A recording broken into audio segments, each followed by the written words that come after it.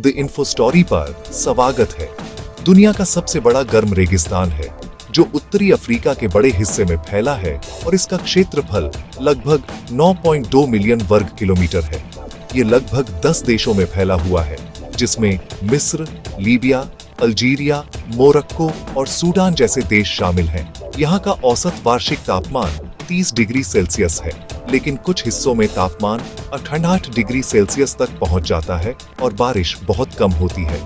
सहारा रेगिस्तान के बारे में मुख्य जानकारी। क्षेत्रफल लगभग 9.2 मिलियन वर्ग किलोमीटर।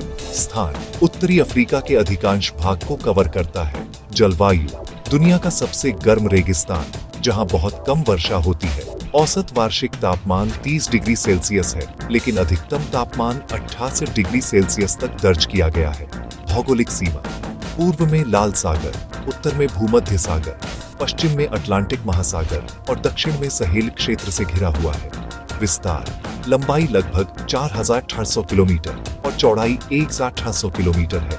देश यह अल्जीरिया, मिस्र, Libya, Mali, Morocco, Mauritania, Niger, Sudan, Tunisia, Chad और पश्चिमी सहारा सहित 11 देशों में फैला हुआ है। दूसरे रेगिस्तानों की तरह सहारा में भी दिन के समय भयंकर गर्मी पड़ती है। यहाँ बिल्कुल भी सर्दी नहीं पड़ रहती।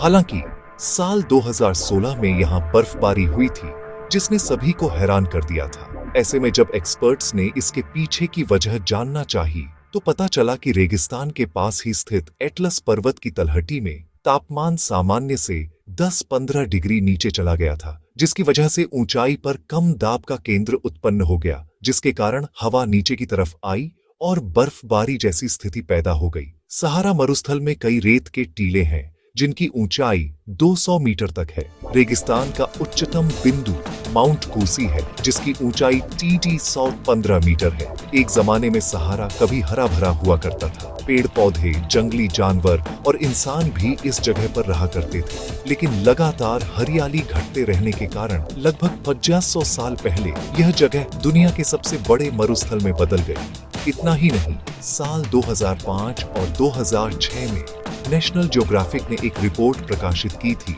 जिसमें खुलासा हुआ कि सहारा में लगभग 200 कब्रें खोजी गईं। इसी दौरान एक विशाल कब्रिस्तान मिला। वहां इंसानों और जानवरों की हड्डियां मिली, जिसमें बड़ी मछलियों और मगरमच्छों के अवशेष भी मिले थे।